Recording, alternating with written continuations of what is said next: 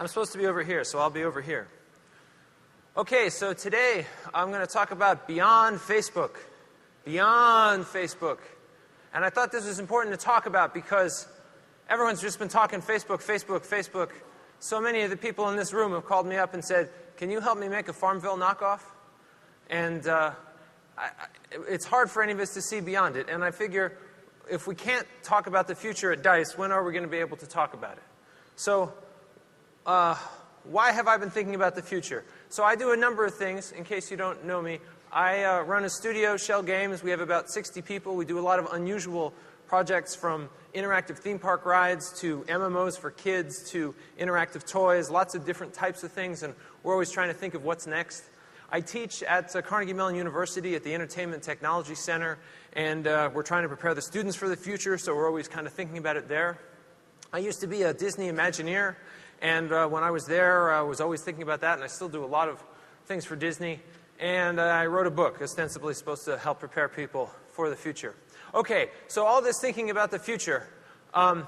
There's one thing I've been thinking about a lot this past year, and that's Facebook. And I will start with not a prediction, but an observation that Facebook kind of knocked us on our collective ass this year. I don't think a lot of us saw it coming and saw the success of Facebook games as something that we would take seriously. And it sort of threw a lot of people into a panic. And I know some people in this room are experts, absolute experts, world-class, the very best experts on Facebook games. Other people I know almost nothing about it. So I just want to kind of talk a little bit about the present before we get to talking about ideas about the future. So if Facebook is something you don't know a lot about, I'm going to give you a little Facebook math, because it's understanding the Facebook math that you can understand what's going on with Facebook. So here's like a useful Facebook equation. FV is greater than T. And what I mean by that is there are more Farmville players than there are Twitter accounts. Okay? So Facebook is very big, in case you didn't know that it was big. It's actually quite large indeed. Okay, so here's another equation. LG, standing for lead generation, and you might say, what the heck is lead generation? We'll get to that in a minute, is greater than DP, direct payments. So what does that mean? So if you haven't played these Facebook games, one of the things that may surprise you is you play them for free, but if you want to get money, you can earn it slowly, or you can pay cash money. That's a direct payment in order to get more virtual money. Or you can go and sign up for credit cards and stuff and get all kinds of virtual money. And one thing a lot of people don't realize, and it's sort of disputed and debated and kept secret, it's very possible that lead generation, this sign up for a credit card and we'll give you virtual money, actually generates more money than direct payments. And direct payments are weird enough because they're microtransactions, and that's even stranger. So Facebook is strange. It is not like what we know from the retail model at all. It is upside down and backwards and different and just very, very strange that way. And, oh, now I'm going to make a side note. I'm going to address it to someone personally, which is a little strange to do. So Brian Reynolds, I'm just going to say this. Hey, Brian. Brian, if you guys do not make a Farmville slot machine where every time you win, you get cash money, and every time you lose, you get virtual money, then you are stupid. Because that would make you the richest person in the world. Okay, back to the Facebook map. All right, so now here's another equation that is a little more complicated. You have to bear with me. EA minus 1,500 full-time employees plus Playfish minus $300 million in the same day equals what in the world is going on? The world has gone crazy, apparently. Apparently. So Facebook is terrifying. Now, I'm not saying necessarily EA made this move out of panic or terror. I don't know. But I know that when I heard about it, I was terrified, personally, and I think a lot of other people were, too. So, anyway, so there's Facebook for you. Facebook in a nutshell. It is big. It is strange. It is terrifying. Okay, but is it really so terrifying? Maybe terrifying is the wrong word. It's more unexpected. We didn't see it coming. At least most of us didn't see it coming, or otherwise we'd be very rich. But you know, Facebook's not the only thing that's been unexpected lately. We've had a lot of unexpected things in the game industry in the past few years. Sure, we've had, you know, Mafia Wars and Farmville and the other successful Facebook games. Those are unexpected. But Club Penguin, an inexpensive Flash game for kids, suddenly is pulling down millions of dollars a month and gets purchased for $350 million by the Walt Disney Company. That was unexpected. The Wii, I don't know. Raise your hand if when you heard about the Wii, you were like, that's going to be the winning console. Okay, there's a few people, but most of us, what? And then the Wii Fit. Oh, well, that's kind of a cool idea. It pulled down $1 billion all by itself. $1 billion. And then Guitar Hero. $70 for a plastic guitar, and it's going to be one of the top games for the year with many sequels and on it, and that was unexpected. Webkins. What? Really? Like, really? And even little things like the achievements, the Xbox achievements. I mean, we heard, oh, that's cute, there'll be this achievements thing. But then it's huge and people are insane about it. And I think a lot of us didn't see that coming. I mean, I suspect if Microsoft had seen it coming, they would have done a little more. So we've had a lot of unexpected things lately. And so when you have a lot of things at once, it's useful to look at, well, what do they have in common? What are the commonalities that's so unexpected? Maybe we won't be tricked anymore. Well, one thing a lot of these have in common is they involve psychological tricks of different kinds. So let's talk about a few of those. So Club Penguin, for example. A lot of people haven't played Club Penguin. They may not comprehend the way it works, the very, very clever thing, the very clever psychological trick that the Club Penguin guys came up with. And it's very simple. Free to play, everything in the game. Go around, play everything, play all the games. And then you'll get virtual money. Oh, that's cool, and it's all free. But then you go to the store. Oh, well, if you want to spend your virtual money, you got to be a paid member. Oh, Mom, can I have $6 so I can be a paid member? Mom says, no way, forget it, kid. But the kid keeps playing. And then 6 weeks later, Mom, you know, how about now? I'm still playing. Look at all this virtual money. Oh, look at all the things I could buy. And then Mom says, wow, it's been 6 weeks, and they're sticking with it. All right, it's only $6. Of course, it's a $6 recurring payment, right? $72 a year for that. So we call this the elastic velvet rope. So a velvet rope plus elasticity equals $350 million. Here's some more math for you. Okay, Webkins. It's a little more math. So we all know about stuffed animals. We've seen those forever. We all know about that. But did you know that every stuffed animal contains a magical, imaginary stuffed animal? Okay? This is an understanding about the psychology of children that most people did not appreciate. When, as grown-ups, we think of the stuffed animal, and there it is. It's, you know, just a lump of stuff. But for a kid, there's that, but then there's also this magic one that lives inside. One that, like, laughs and cries and sings and dances.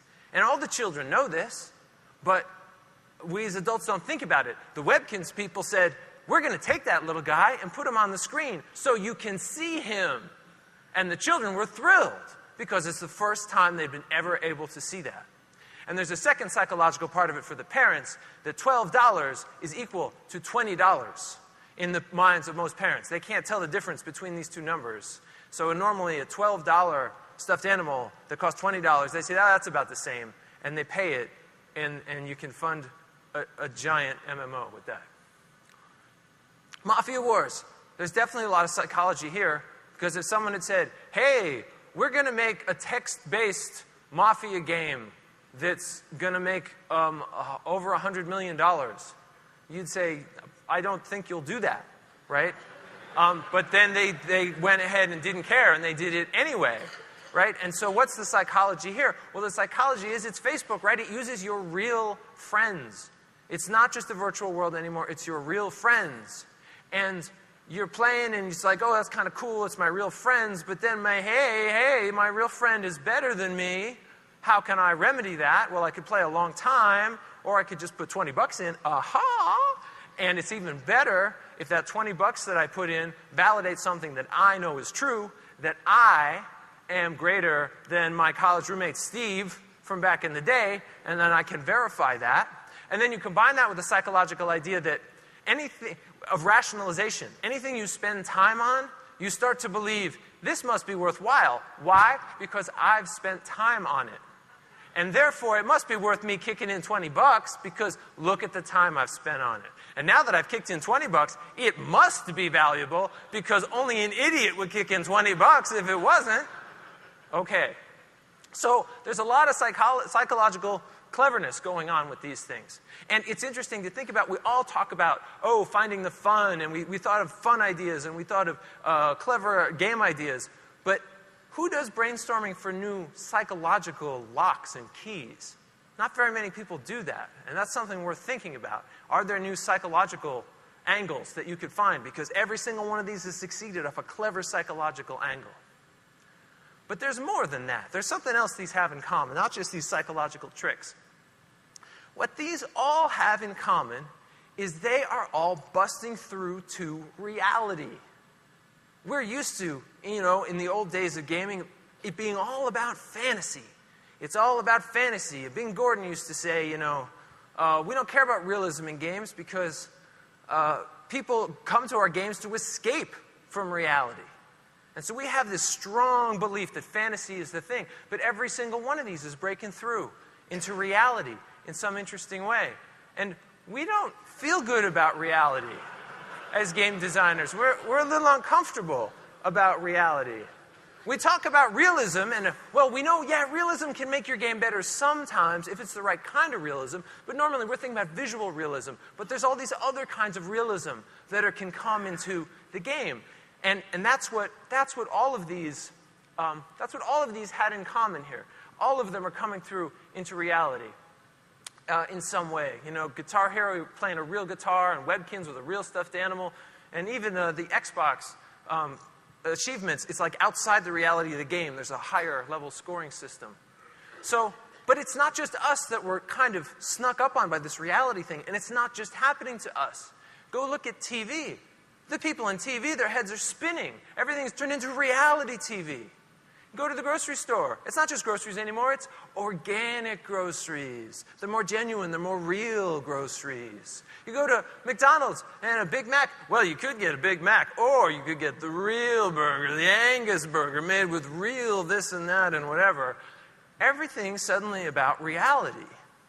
Now, what's going on? Is this just how it's always been? Well, I found this really interesting book called Authenticity. It's by the guys who wrote The Experience Economy, for people who know that book.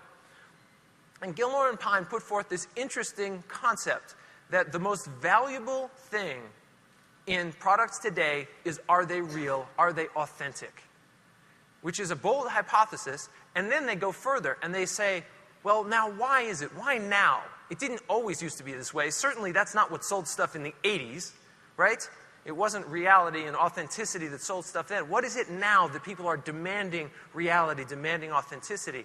And they're arguing that all this virtual stuff that's been creeping up on us over the last 20 years has really cut us off from nature. We're cut off from nature. We're cut off from self-sufficiency. We couldn't be self-sufficient if we wanted to. We don't know how to do it. We live in a bubble of fake bullshit. And we have this hunger to get to anything that's real. Even if the best we can do is a Starbucks mocha with real Swiss chocolate, we'll take it. Oh, it's real. Look how real that seems to me relatively to what I'm used to. And so there's this idea that maybe there's this hunger for reality. And you might believe that, you might not, but once I read this authenticity book, I started seeing it everywhere. Everywhere I looked, every ad was about, about their product being the real one. And I, go to see the movie Avatar. And you might say, oh, Avatar, well, that was, cool special effects, and it was really a lot of fluff. But it's the movie that's made the most money of all movies of all time, and it's got a good shot at Best Picture. And what's this movie about? This movie is about the question of, we know technology cuts us off from the real world. And the movie addresses the question of, can we then use that technology in order to penetrate back into reality and back into something genuine? So it may be this movie is not just fluff, and maybe it really is resonating with something important for people. Anyway, so back to these things. Now, You might say, well, now wait a minute. I'm not sure I'm buying all that authenticity stuff. It may very well be that technology is actually going to fix this through unification, because we all know technologies converge. There's a bunch of crazy things going on, but convergence is happening. Facebook is coming to the Xbox. Pretty soon, set-top boxes and game consoles are going to merge. There's going to be one happy box. Just like we used to have it in the old days. Remember when there was one happy box and we made games for it, and that's how it was? And because technological convergence will take us there. And all this stuff right now is just a temporary blip. And we're going to have technological convergence. And I'm here to tell you that technological convergence is total bullshit. It is not how the world works. Technologies do the opposite. Technologies diverge. They do not converge. They diverge like species in the Galapagos Islands. They branch out and branch out and branch out. Your VCR wasn't able to record radio programs, and your TiVo can't record stuff off the internet. I just got a flip video thing, and I'm like, how do I take pictures? They're like, no, video only. I'm like, oh, okay, because that's what technologies do. They diverge, they diverge, they diverge. So we're going to have all this divergence. More and more technologies diverging. And you might say, no, wait a minute. That's not true. I have an iPhone.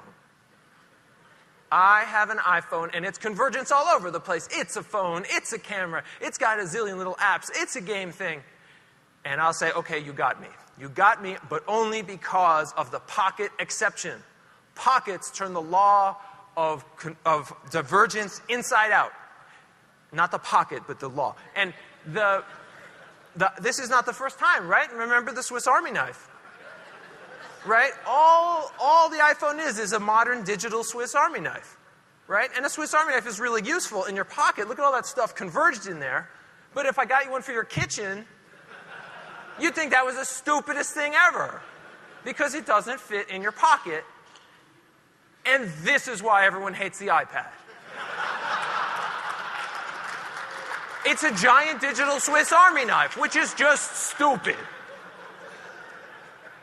Okay, anyway, so beyond technology, there's all these other ways that games are creeping into places we didn't think about. Fantasy football's been around forever. It used to be a nerdly game for nerdly nerds. Now everyone plays it. Your grandmother probably plays fantasy football. Like, everybody is playing it. It's just everywhere. It's a game that leeches off a game. Geocaching. Because it's cooler to go for a walk in the woods when there's a treasure chest at the end. The Simpsons had their 20th anniversary, and Fox said, we're going to do a scavenger hunt. In each of the shows we have this week, we're going to hide a Simpsons reference in every show. Watch all the shows, find the references, and we'll give you a prize. Watching television became a game. DARPA wanted to figure out what are people able to figure out through crowdsourcing, so they made a game. They put these red balloons all over the country and said, let's see who can find them first. And everybody raced to find the red balloons and did DARPA's research for them. Weight Watchers, they have this whole point system, which is very much like a game. And if anybody has the new Ford hybrid car, okay, I got it. It's got a speedometer, and then it's got a gas gauge. And what are those leaves? What the hell is that? The more gas you save, the more the plant grows. They put a virtual pet in your car, and it changes the way people drive. Games have crept out, and they're going everywhere, right? Oh, and so, but now here's a question I'm going to put to you. Who do you think is designing these games? Skilled game designers? No, not really. Just like whoever's there is doing it. Imagine if skilled game designers get a hold of these kinds of things. Lee Sheldon is a great example. He's a game designer, some of you I'm sure know. He's teaching at University of Indiana now. And one of the first things he did was, you know what, this grading system kind of sucks. Because school's a game, right? You go, you get scores, you take, and you come out, there's a leaderboard, And he said, I'm going to do this better. He doesn't give out grades for each assignment. He gives out experience points. And you level up through the class. And so class attendance is up. Class participation is up. Homework is turned in often and better because it's a better structure. It's a better system. Imagine when the game designers get a hold of all this garbage. The gas points and the shopping points and your coffee points and your airline points. All these points and points and points. Imagine when they're all designed. And when they can be sensed, and these things start to come together a little bit. Because sensors are what's happening now. That's what's changing things. Natal is going to come out, and it's got cameras. It's going to sense every joint of your body. The DSI is out, and it's got cameras, and no one knows what they're for, but someone's going to figure it out.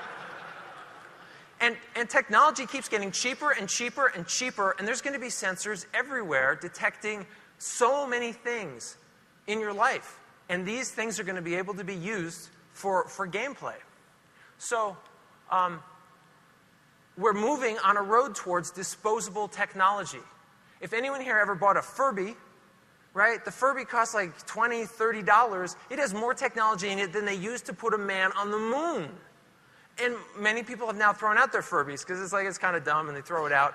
It's disposable technology. We're, before too long, going to get to the point where every soda can, every cereal box is going to be able to have a CPU, a screen, and a camera on board it, and a Wi-Fi connector so that it can be connected to the internet. And what will that world be like? Well, I think it'll be like this. You'll get up in the morning to brush your teeth, and the toothbrush can sense that you're brushing your teeth, and so, hey, good job for you. 10 points for brushing your teeth. And it can measure how long, and you're supposed to brush them for 3 minutes, and you did. Good job. You brushed your teeth for 3 minutes. And so you get a bonus for that. And, hey, you brushed your teeth every day this week, another bonus. And who cares? The toothpaste company, the toothbrush company, the more you brush, the more toothpaste you use, they have a vested financial interest. You go to breakfast, there's the cornflakes. On the back, there's a little web game that you can play. While you eat, instead of reading the back, you play a game while you eat your cornflakes. And you get that, and you get 10 points just for eating the cornflakes. And then it turns out you can see your list of friends who also have cornflakes and the scores that they got because your Wi-Fi and Facebook connected and everything. And so, you get 5 bonus points because you just beat out one of your friends at the cornflakes game. So then you go and you get on the bus. The bus? Why am I taking the bus? You're taking the bus because the government has started giving out all kinds of bonus points to people who use public transportation. And you can use these points for tax incentives. And while you're sitting on the bus riding to work and you're playing your little Tetris and getting a few points here and there, you suddenly remember, I had this dream last night. I had a dream that my mother was dancing with this giant Pepsi can. And then you realize, oh yeah, the REM-tertainment system, right, which is the thing you put in your ear and it can sense when you enter REM sleep. And then it starts putting little advertisements out there to try and influence your dreams. And then you can fill out a little form. It's a test to see if those things came through into your dreams. And if they did, then big points for you, right? And you can use these points at the grocery store or whatever. And you get to work on time. Good job. Excellent. You got to work on time. And you get a special bonus, I don't know, for something else. Maybe because you've been there on time all week. And then there's your office mate. And he's like, check out, I got the new digital tattoo. Right? It's a tattoo that you can change the image because it's got like e-ink in it in your arm, right? So you can change the image all the time to whatever you want, but a lot of people are using Tattoogle AdSense, right? And so he's got the ads up, and you're thinking, you're really dumb because Tattoogle AdSense has light sensors in it, and so that when your arm is covered, you're not going to get any money from people seeing the ads. And you show them how yours is lower on the arm so it's more exposed, so you get more points for it. And just then, you realize that the two of you have your ads suddenly synchronized just by chance. And so, you say, link sync, and you get 30 points for noticing a link sync that the two of us had that. And he says, Pop-Tarts, because they're both Pop-Tart ads, and the system is listening, and it can tell that we said Pop-Tarts. And then we do high five, because the body electricity sensors can tell when you do a high five, and that's the rule. That's how the game works. That when the ads line up, because it makes you pay more attention to the ads, because that's how these games will work. The games will be tricking you to pay more attention to ads. So then you go to lunch, and you've had Dr. Peppers all week, and so you got to have another Dr. Pepper because you got 10 points, 10 points, 10 points, 10 points, and then you have another one, and there's another one, but there's a special with Dr. Pepper this week. If you have 5 Dr. Peppers in a week, 500 bonus points, so you're definitely going to take advantage of that.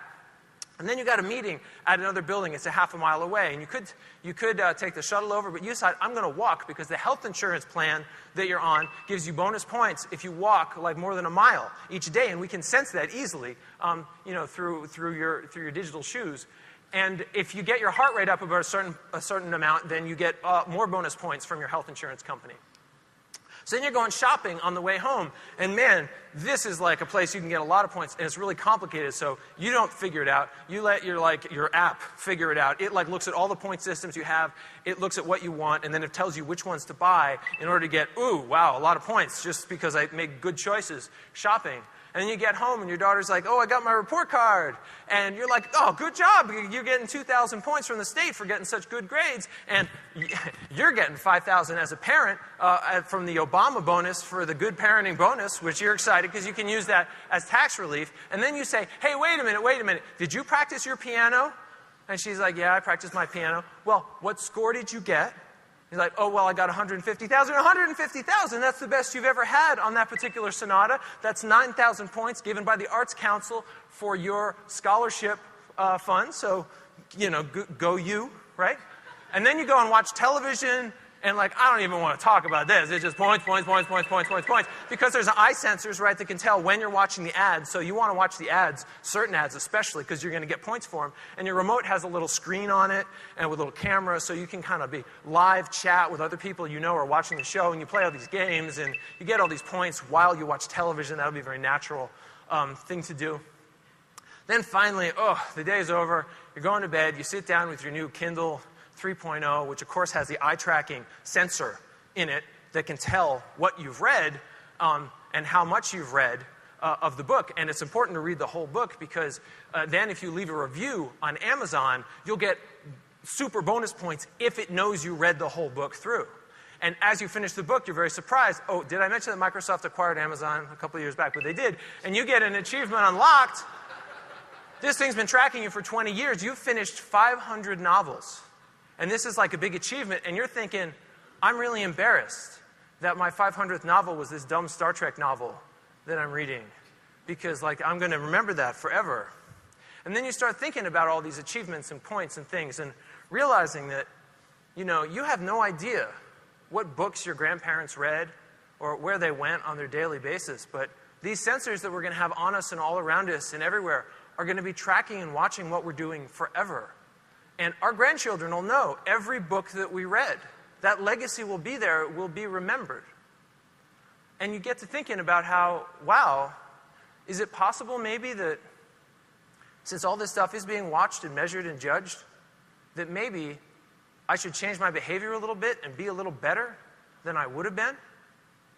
And so it could be that these systems are just all crass commercialization and it's terrible, but it's possible that they'll inspire us to be better people if the game systems are designed right. Anyway, I'm not sure about all that, but I do know this stuff is coming. Man, it's got to come. What's going to stop it?